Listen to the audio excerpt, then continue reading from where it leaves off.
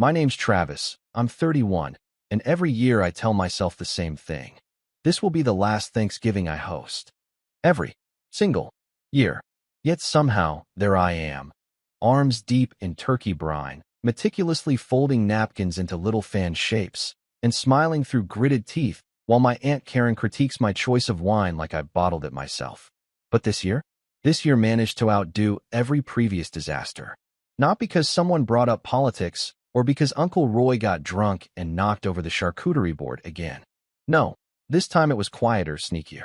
The kind of betrayal that hits you hours later, when everyone's gone and the house is finally quiet. That's when I checked my bank account and realized someone had made me pay for everything. Let me back up a little. I'm the youngest of 3 siblings and the only one who stayed in our hometown. My brother, Grant, is a high-flying sales exec in Atlanta. My sister, Molly, married rich and now manages a lifestyle blog where she occasionally posts smoothie recipes and unsolicited parenting advice. I, on the other hand, run a small but successful web development agency from my apartment. Nothing crazy, but I live comfortably, and I've worked my butt off to build something real. My parents split when I was in high school, and since my mom downsized and my dad moved to Florida, the role of holiday host sort of defaulted to me. Now don't get me wrong, at first, I didn't mind. I actually like cooking. There's something almost therapeutic about turning chaos into a coherent meal. But over the years, what started as a cozy family get-together gradually mutated into this bloated, overhyped spectacle. Each Thanksgiving, more and more people showed up, distant cousins I hadn't seen in a decade, my sister's in-laws, my brother's new girlfriends. And somehow, despite everyone being full-grown adults with jobs, I was the one footing most of the bill. At first, it was subtle. People would forget to bring what they signed up for, or conveniently disappear when it was time to split the cost of the catering. But this year, they took it to another level. The week before Thanksgiving, I sent out a group text, a very clear one, asking everyone to chip in $60 per adult and $30 per kid, since we were doing a hybrid of home-cooked and catered dishes. I used to cook everything myself, but with 20-plus people showing up these days, it was just too much. The message was polite, straightforward, and included a payment link. A few people replied with thumbs-ups. Most didn't respond at all. I reminded them 2 days later. Still nothing. Thanksgiving morning came, and the first knock on my door was Molly, heels clicking on the hardwood, her son already smearing cranberry sauce on his tiny Patagonia jacket. She hugged me like we were starring in a Hallmark movie.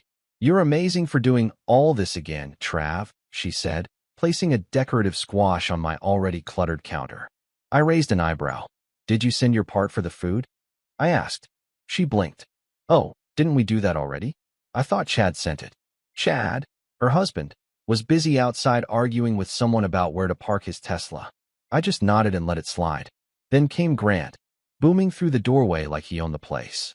He brought 2 bottles of wine, which, I later realized, were both already opened and half empty. He clapped me on the back and said, "Looking good, bro. Hope you got enough for everyone. We brought friends."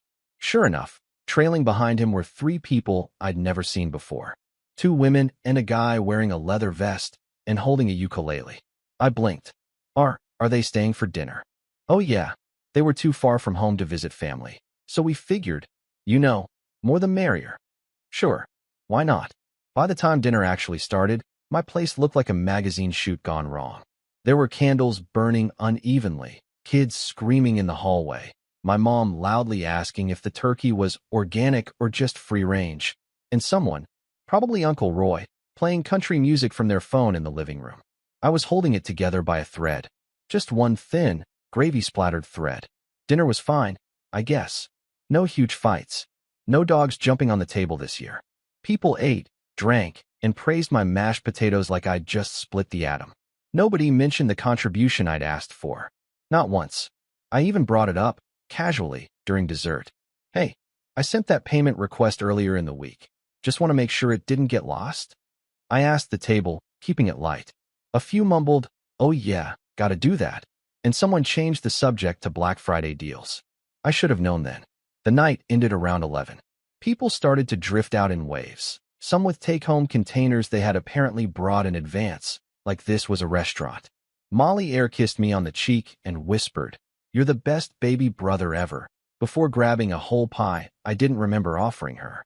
Grant gave me a bro hug and left me with a sink full of wine glasses and one very sticky child-sized handprint on my bathroom mirror.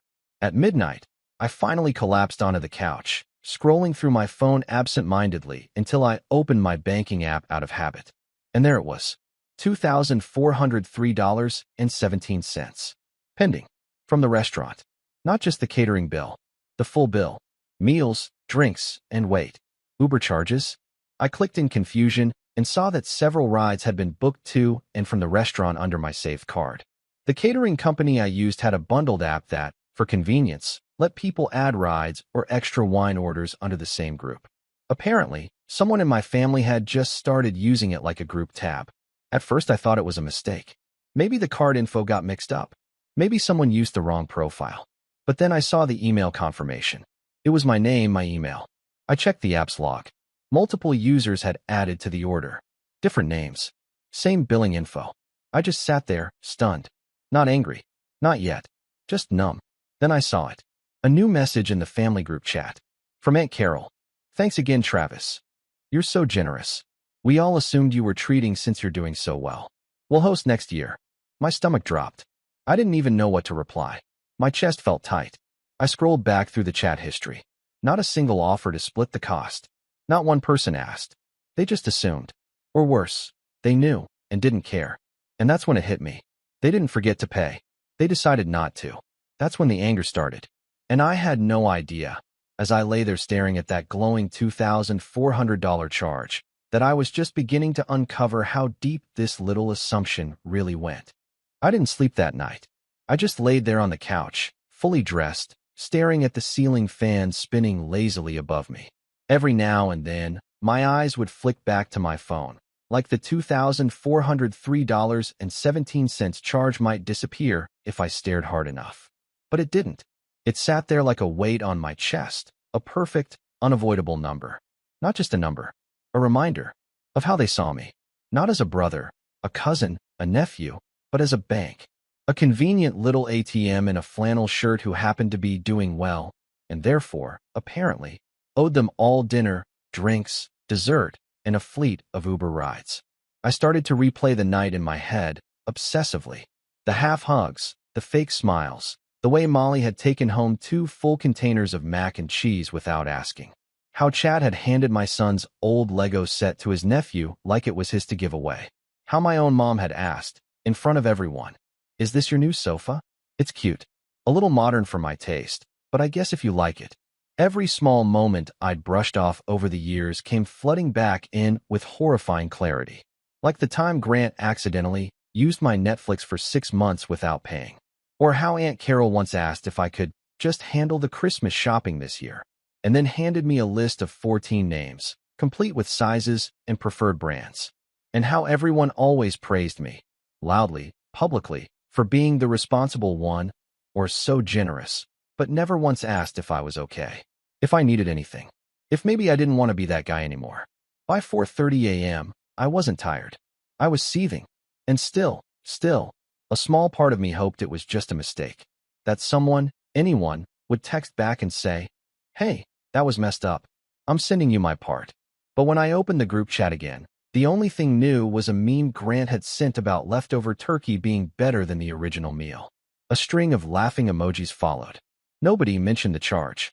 Nobody even asked if I was okay with it. Around 6 a.m., I did something I'd never done before. I called the restaurant. I needed answers. The catering manager was surprisingly helpful, pulling up the invoice and reading it to me line by line. I had originally ordered the dinner for 12 people, the main meal, plus a few extras. But sometime around 4 p.m. Thanksgiving Day, the order had been modified to include wine, appetizers, and 5 additional entrees. And the payment method? My card. Confirmed. He even told me the names associated with the digital order additions.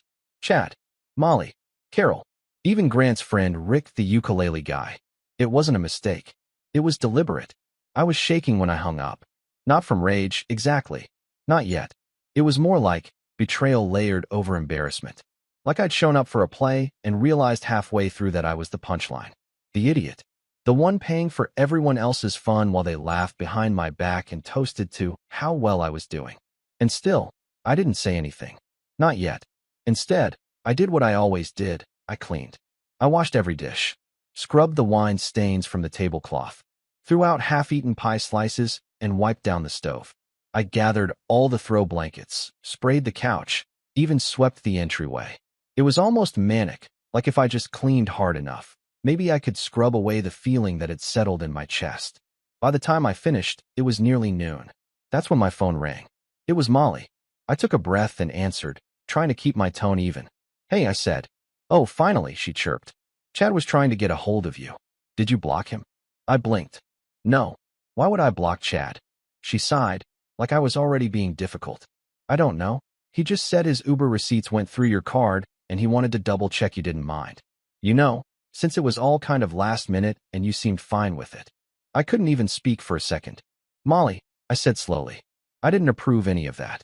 I sent a payment request days ago. No one responded. And now I'm out over $2,000 for food and transportation I didn't order." There was a pause. Then she laughed. "Oh my God, Travis. You're being dramatic. It's not like you're broke. You have your own company.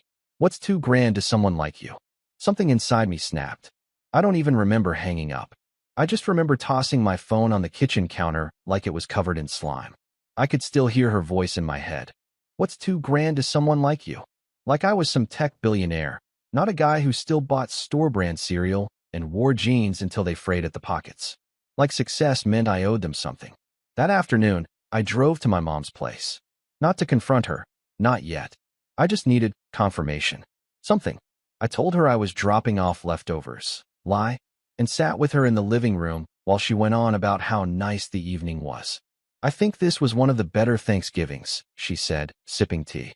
"Everyone seemed happy. And I think it's great you treated everyone. It's a sweet tradition." My stomach turned. "Tradition?"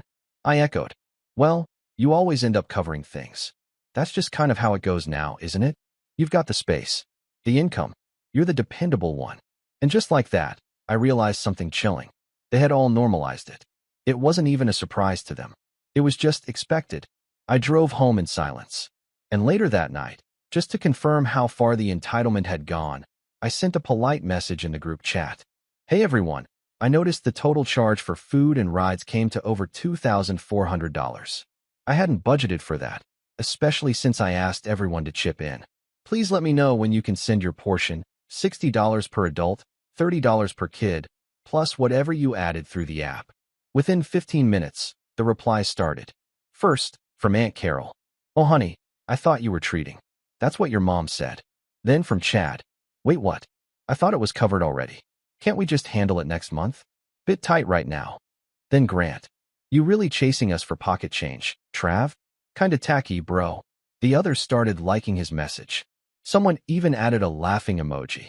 No one offered to pay. No one apologized. They doubled down. That's when I stopped waiting. Stopped hoping someone would do the right thing. That's when I really started planning. But the final straw? That came 2 days later. I got a Venmo notification from Molly. Not a payment. A request. For $45. Caption, "For the pie tin I brought and your kid's old Lego set. Tyler wants to keep it." I stared at the screen for so long the phone went dim. That was it. That was the moment. I wasn't just going to stop paying for them. I was going to make them regret ever thinking I was the dependable one. Because what none of them realized, what none of them bothered to ask, was that doing well didn't just mean I could afford things. It meant I'd learned how to protect things. Like my money, my dignity, and my time. And they were about to learn, in a way they'd never forget, what happens when you treat someone like an open wallet one time too many. I didn't speak to anyone in the family for a week after that. No texts, no calls, nothing in the group chat. I muted it, deleted the shortcut from my home screen. Every time I saw a notification pop up, a laughing emoji, another dumb meme, or some shallow comment from Grant about grinding hard this season, it made my skin crawl. I was unraveling, and not in the obvious, dramatic way people think of when they picture someone reaching their limit. It was quieter than that, subtler. My mornings grew slower, heavier. I'd sit at my desk, fingers hovering over the keyboard, trying to code something, anything, but my brain just wouldn't cooperate. It wasn't just about the money. It wasn't even about the principle anymore. It was about how little they thought of me, about how easy it was for them to use me. Not just once, not accidentally, but as a pattern, a habit, a tradition, my mom had called it. Like I was just the dependable background character in everyone else's story, always there to pick up the check, carry the bags, say it's fine, with a smile plastered on my face. For days, I barely ate, barely left my apartment. I kept replaying every holiday, every birthday dinner, every little favor I'd ever done for them, wondering, was it all just expected? Was I ever appreciated? Or was I just convenient? I started second-guessing everything. I even found myself staring at old photos from past Thanksgivings. Pictures my sister had posted to her Instagram with cutesy captions like blessed and family first, and in nearly every photo, there I was in the background, setting the table, cleaning up, holding someone's baby, never front and center, never tagged, and it hit me like a freight train. I wasn't part of the family dynamic. I was support staff, the person who made sure everyone else looked good, felt good, was good, no matter how much it drained me. That was my rock bottom, the part where I didn't just feel used, I felt invisible. And so I stopped showing up. That Saturday, I skipped a cousin's birthday party. No text, no excuse. I just didn't go.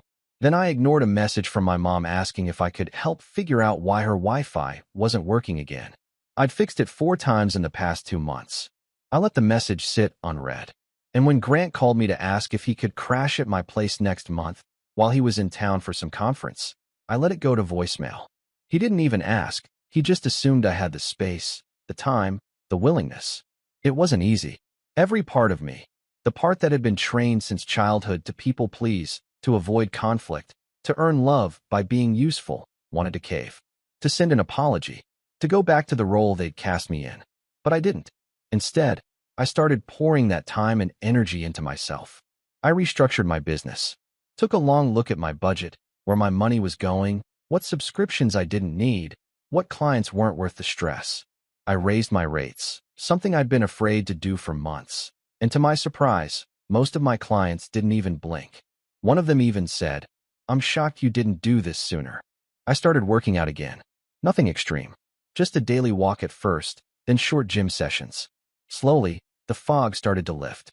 My sleep got better. My appetite came back. And then, almost accidentally, I started talking to people who weren't in my family. A former classmate reached out about a project. We ended up getting coffee.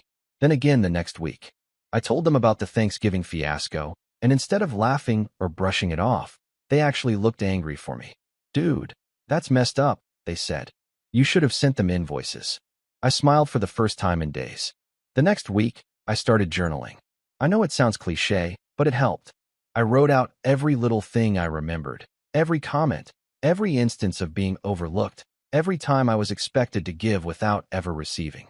And as I wrote, patterns emerged. Not just in my family, but in how I'd let myself become complicit. I was always the first to offer, the last to complain, the one who apologized when someone else was rude, the one who downplayed it all with humor so nobody felt uncomfortable, except me. I started to see myself more clearly, not just as a victim, but as someone who had never set boundaries. And so I started building them. Not loudly, not in some dramatic family blow-up, but with silence, with space, with quiet, intentional absence. It wasn't easy. They noticed, especially my mom.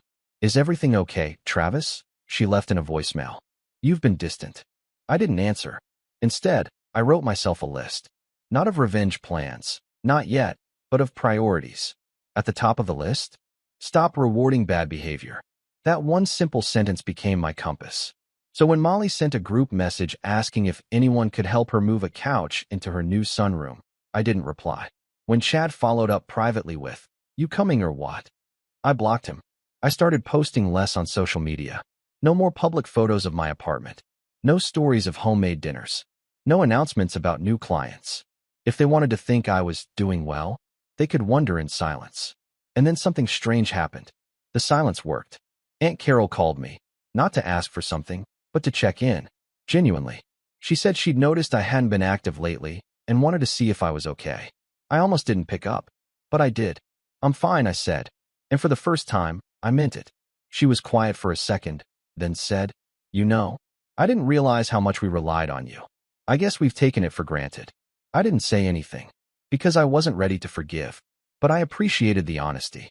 It was the first crack in the wall. A week later, I got a text from one of Grant's friends, not Rick the ukulele guy, but another one.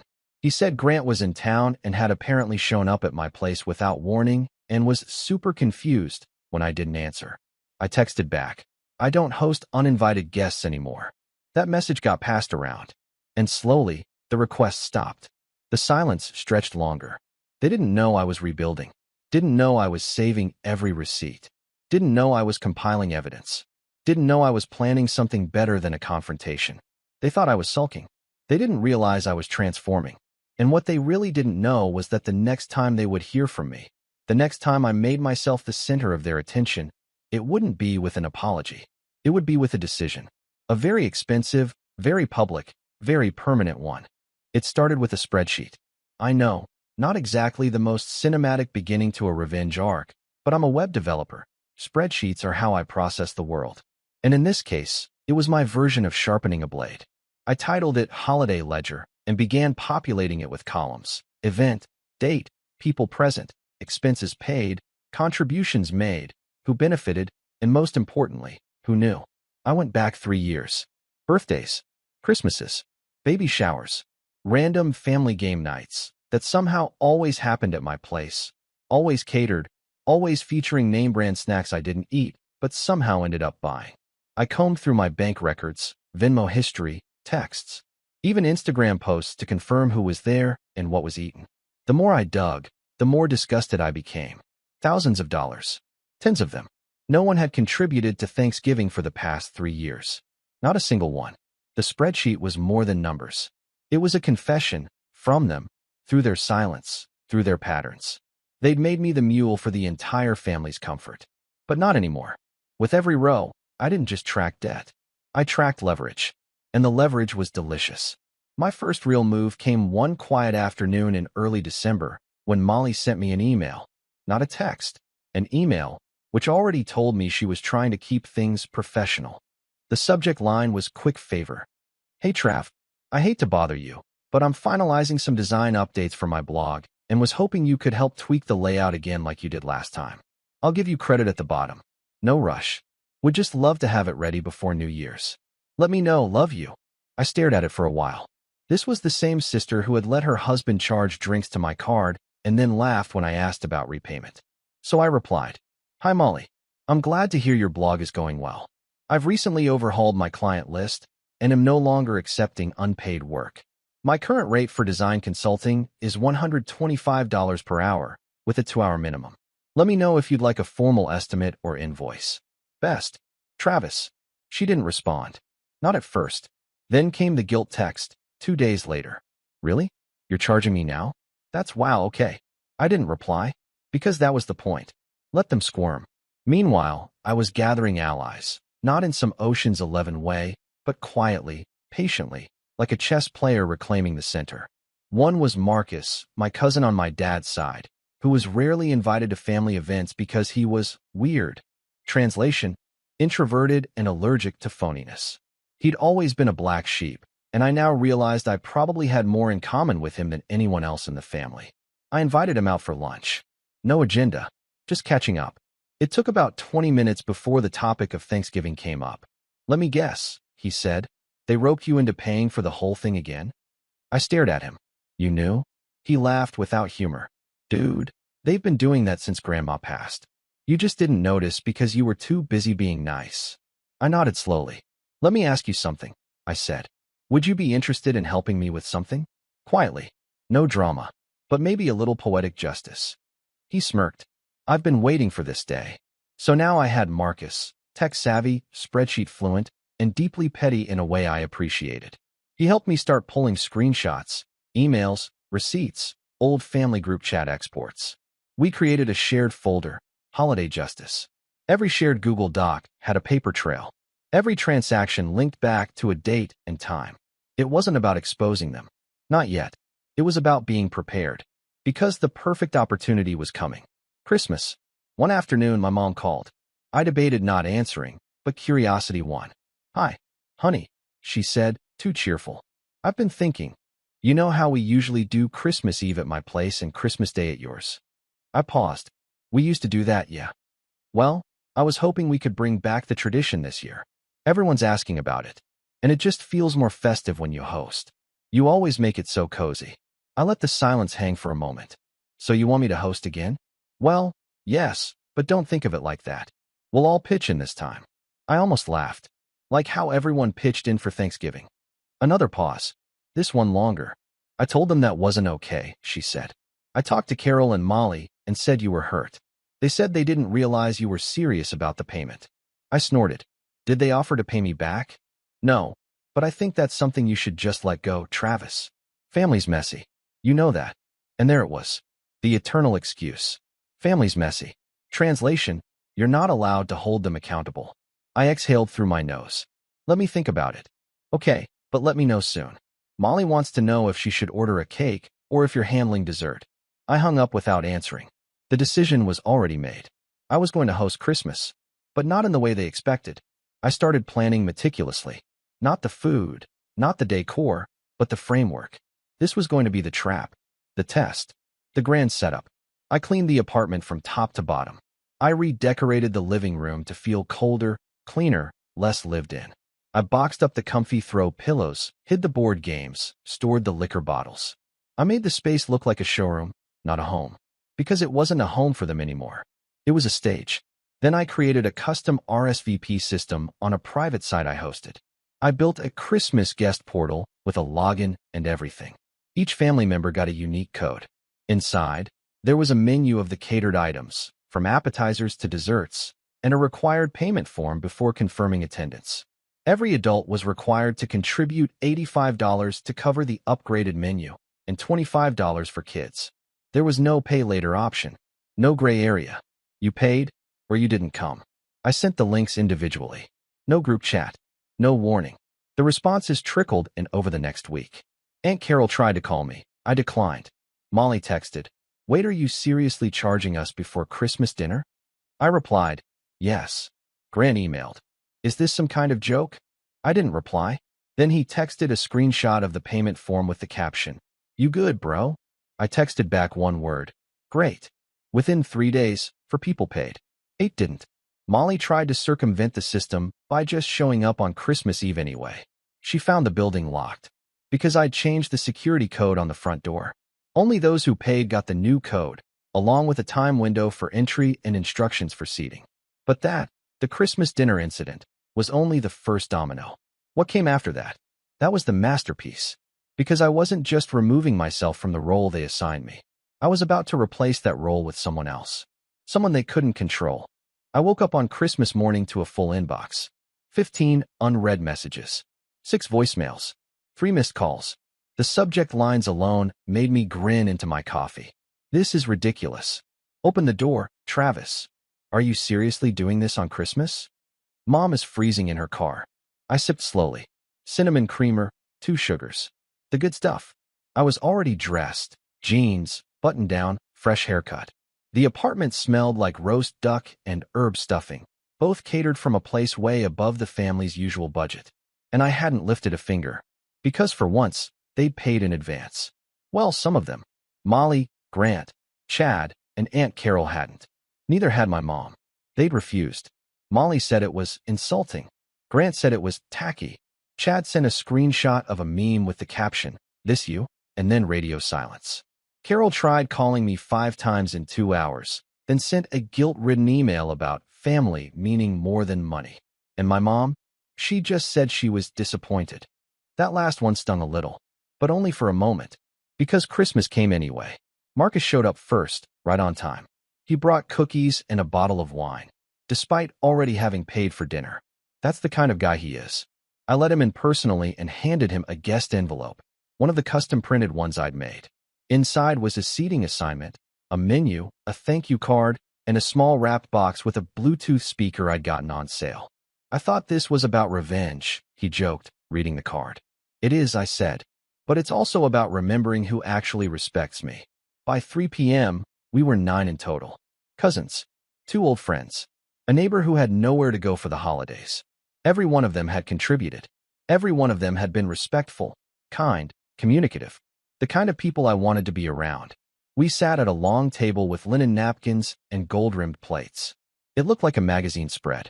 Not because I was trying to impress anyone, but because I wanted to see what a healthy, drama-free holiday could actually look like. We played music. We laughed. We ate way too much. And outside, apparently, there was chaos. Around 4 p.m., my building's maintenance guy texted me. "You got a crowd down at the door. You want me to tell them anything?" I replied, "Tell them Merry Christmas and that the guest list is full." He sent back a thumbs up. 5 minutes later, I got a voicemail from Molly. Her voice was sharp, shaky. "This is disgusting, Travis. We're family. You can't just lock us out. Everyone's out here in the cold. Mom's literally shivering. This is abuse. You need to come downstairs now." I deleted it because I was done being the doormat, the free ride, the warm body they called only when something needed lifting or paying for or smiling through. They could sit in their cars all night. Dinner was incredible. There was a toast. A few people brought gifts. And when dessert rolled out, dark chocolate torte and caramel apple pie, I finally stood up and made an announcement. Thank you all for being here, for respecting me, for paying on time, for treating this like a shared experience, not a favor you're owed. You're the first group in years who's made me feel like I wasn't hosting out of obligation. I hope this becomes the new tradition. There were claps, smiles, glasses raised. I didn't even have to say what had happened outside. They all knew. After everyone left, each with a to-go box, a hug, and another thank you, I finally allowed myself a moment of peace. The apartment was quiet again, not empty, like it always felt after those old family gatherings, but peaceful, whole. Then I opened my laptop. The final phase of my revenge wasn't just about excluding them. It was about replacing them. For years, I'd been quietly building a professional portfolio website.